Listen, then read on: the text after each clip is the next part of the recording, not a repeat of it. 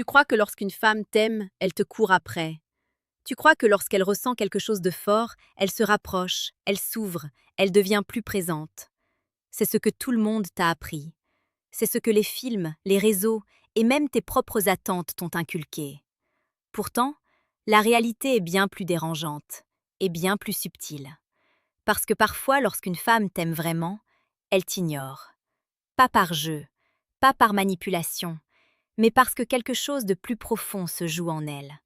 Et si tu ne comprends pas cette dynamique, tu risques de passer à côté de ce qui est réel et de courir après ce qui ne l'est pas. Le stoïcisme nous enseigne une chose fondamentale. Ce ne sont pas les événements qui nous troublent, mais l'interprétation que nous en faisons. Et dans le domaine des relations humaines, cette vérité devient presque brutale. Tu vois une distance et tu l'interprètes comme du désintérêt. Tu vois du silence et tu le traduis comme un rejet.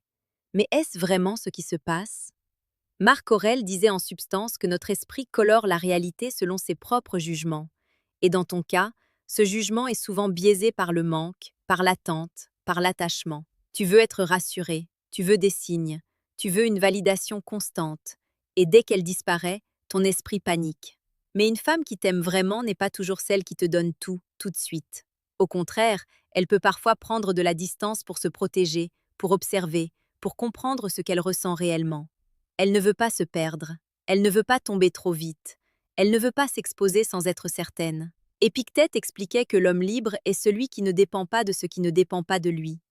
Et dans cette situation, son comportement ne dépend pas de toi. Ce que tu contrôles, ce n'est pas son silence, ce n'est pas son absence, ce n'est pas ses réponses tardives. Ce que tu contrôles, c'est ta réaction. Et c'est là que tout bascule. Parce que la plupart des hommes réagissent de la même manière. Ils deviennent insistants, ils écrivent davantage, ils cherchent à comprendre, à forcer, à provoquer une réponse. Ils pensent que plus ils montrent leur intérêt, plus ils auront une chance. Mais en réalité, ils détruisent leur position. Sénèque disait que celui qui court après ce qu'il ne maîtrise pas devient esclave de ses désirs. Et c'est exactement ce qui se passe ici. Tu deviens dépendant de son attention. Tu attends, tu analyses, tu interprètes chaque détail. Et sans t'en rendre compte, tu perds ce qui faisait ta force au départ. Car ce qui attire profondément, ce n'est pas la poursuite, c'est la maîtrise. Une femme qui ressent quelque chose de vrai ne cherche pas un homme qui la supplie. Elle cherche un homme qui reste stable, même dans l'incertitude. Un homme qui ne se laisse pas emporter par ses émotions. Un homme qui comprend que l'absence de contrôle sur l'autre est une réalité et non un problème à résoudre. Et c'est précisément pour cela qu'elle peut t'ignorer, parce qu'elle observe. Elle regarde comment tu réagis lorsque tu n'as pas ce que tu veux. Elle teste, consciemment ou non, ta capacité à rester centré. Elle cherche à savoir si tu es solide ou dépendant. Ce n'est pas un test cruel, c'est une recherche de sécurité. Car au fond, une femme ne tombe pas amoureuse d'un homme parfait. Elle tombe amoureuse d'un homme stable. Imagine deux hommes. Le premier envoie message sur message dès qu'elle ne répond pas.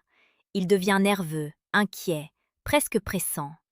Le second, lui, continue sa vie. Il n'interprète pas immédiatement, il ne dramatise pas, il ne se précipite pas. Lequel des deux inspire le plus de confiance? Lequel semble capable de gérer une relation sans se perdre? La réponse est évidente. Et pourtant, dans l'instant, tu oublies cela. Parce que l'émotion prend le dessus. Parce que ton ego est touché. Parce que ton besoin de contrôle s'active. Le stoïcisme ne te demande pas de ne rien ressentir. Il te demande de ne pas être gouverné par ce que tu ressens. Et dans cette situation, cela signifie accepter une vérité difficile. Son silence n'est pas forcément un rejet.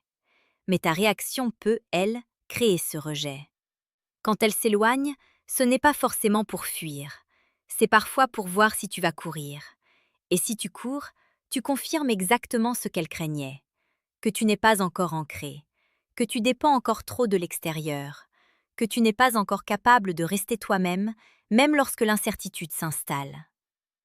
Marc Aurèle écrivait que l'homme doit se suffire à lui-même, comme une citadelle intérieure. Cela ne veut pas dire être froid ou distant.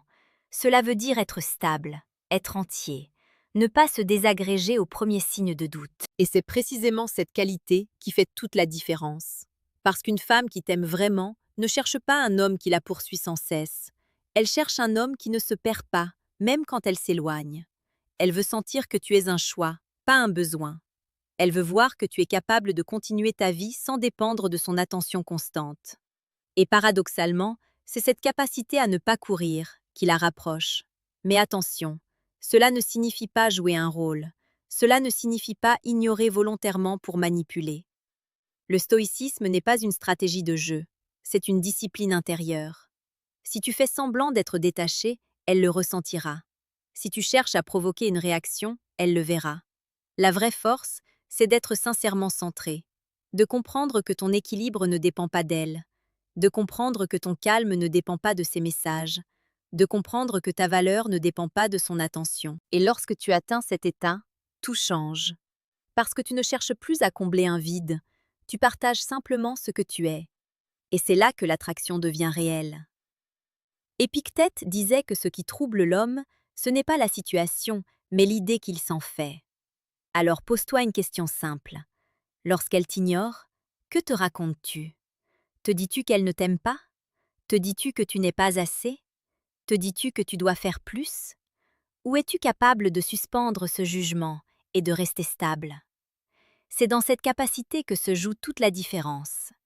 Parce qu'un homme qui sait rester calme dans l'incertitude devient rare. Et ce qui est rare attire. Tu commences à comprendre que ce que tu interprétais comme un rejet n'était peut-être qu'un espace. Un espace qu'elle crée, parfois inconsciemment, pour respirer, pour ressentir, pour voir si ce lien a une véritable consistance, ou s'il repose uniquement sur une intensité fragile. Et c'est ici que la majorité des hommes échouent, non pas par manque de valeur, mais par incapacité à rester immobile quand tout en eux crie de bouger. Ils veulent agir, corriger, réparer. Ils confondent mouvement et contrôle. Pourtant, le stoïcisme t'enseigne exactement l'inverse. Parfois, la plus grande forme de puissance, c'est l'immobilité intérieure. Sénèque expliquait que celui qui se précipite dans l'agitation prouve qu'il n'est pas maître de lui-même.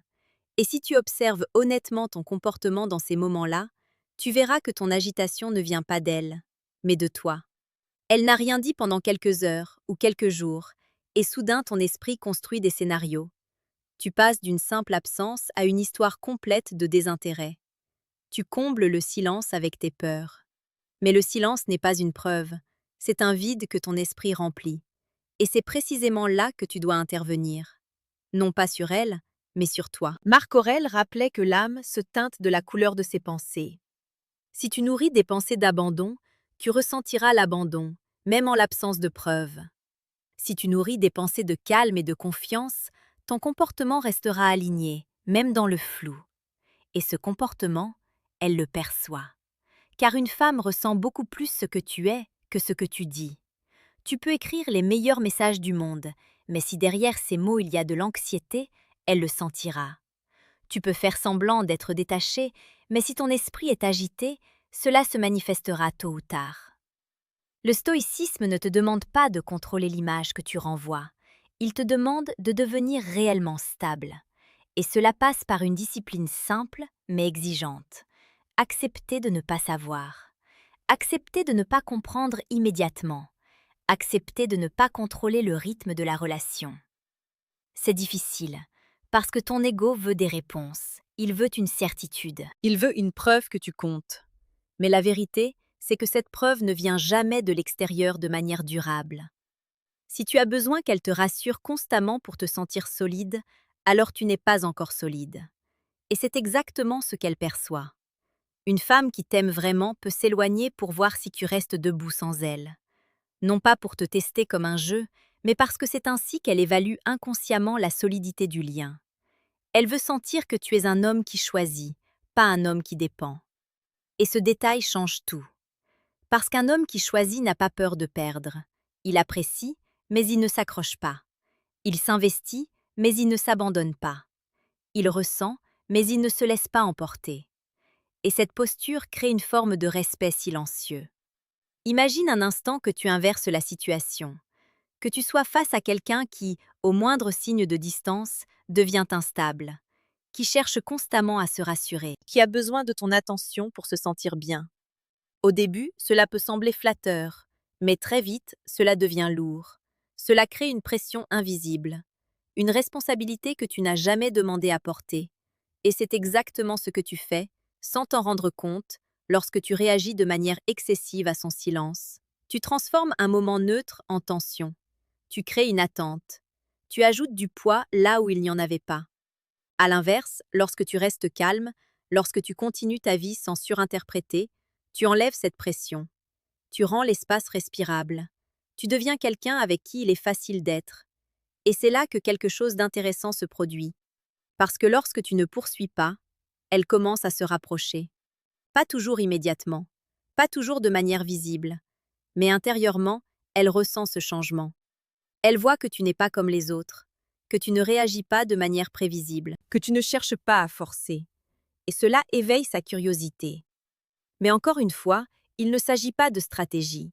Si tu fais cela dans le but d'obtenir une réaction, tu es encore dans la dépendance.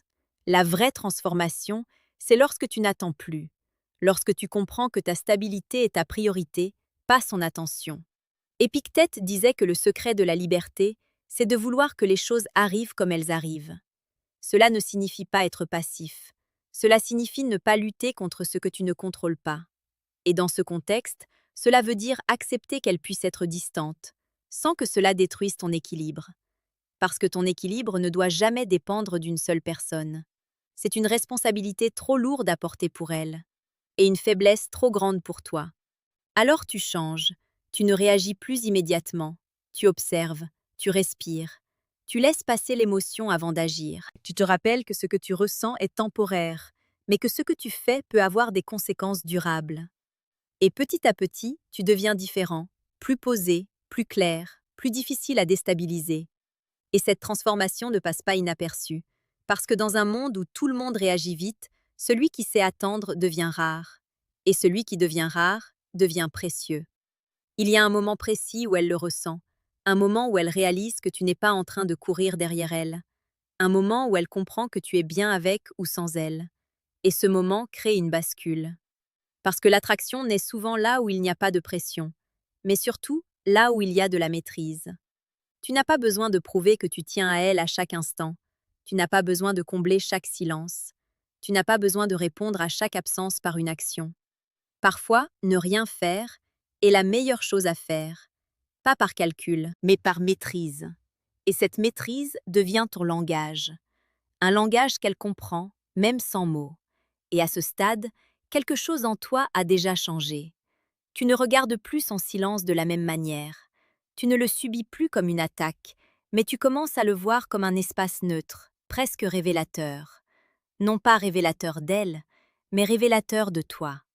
Parce que finalement, ce genre de situation agit comme un miroir. Elle n'invente rien en t'ignorant. Elle met simplement en lumière ce qui était déjà en toi. L'impatience, le besoin de contrôle, la peur de perdre, le manque de certitude intérieure. Et ce n'est pas une condamnation, c'est une opportunité. Marc Aurèle écrivait que l'obstacle sur le chemin devient le chemin. Ce qui te dérange aujourd'hui peut devenir précisément ce qui te renforce, si tu choisis de l'utiliser correctement. Alors tu observes. Tu remarques cette impulsion qui te pousse à vérifier ton téléphone. Tu remarques cette envie d'envoyer un message, juste pour exister dans son esprit. Tu remarques cette petite voix qui te dit que si tu ne fais rien, tu vas la perdre. Et au lieu de céder immédiatement, tu restes avec ça. Tu ne fuis pas. Tu ne réagis pas automatiquement. Tu restes présent. Et c'est là que naît une forme de pouvoir que peu d'hommes développent réellement. Le pouvoir de ne pas agir sous l'impulsion. Sénèque disait que la plus grande victoire est celle que l'on remporte sur soi-même. Et ici, cette victoire est invisible, silencieuse, mais profondément transformatrice. Parce qu'en ne réagissant pas immédiatement, tu reprends le contrôle. Pas sur elle, sur toi. Et cette distinction est essentielle. Car toute ta vie, si tu cherches à contrôler les autres, tu seras instable. Mais si tu apprends à te maîtriser toi-même, alors plus rien d'extérieur ne pourra réellement te déséquilibrer. C'est ce que peu comprennent. Ils pensent que la solution est d'obtenir plus d'attention, plus de signes, plus de présence. Mais la vraie solution, c'est d'avoir moins besoin de validation, moins besoin de réponses immédiates, moins besoin de combler chaque silence. Et paradoxalement, c'est ce détachement qui crée une présence plus forte, parce que tu ne prends plus, tu incarnes, tu ne demandes plus, tu proposes, tu ne poursuis plus, tu avances. Et c'est dans cet état que la dynamique change complètement. Parce qu'une femme qui t'aime vraiment ne veut pas d'un homme qui se perd pour elle. Elle veut un homme qui reste lui-même, même face à elle. Un homme qui ne s'effondre pas dans l'incertitude. Un homme qui n'a pas besoin de courir pour exister. Et lorsque tu deviens cet homme, son regard change. Pas parce que tu as fait quelque chose de particulier, mais parce que tu es devenu quelqu'un de différent, quelqu'un de plus solide, quelqu'un de plus calme, quelqu'un de plus aligné. Et c'est là que son comportement, souvent, évolue. Elle devient plus présente, plus engagée, plus attentive. Non pas parce que tu l'as forcée, mais parce que tu as créé un espace où elle peut venir sans pression. Un espace où elle n'a pas à porter ton insécurité.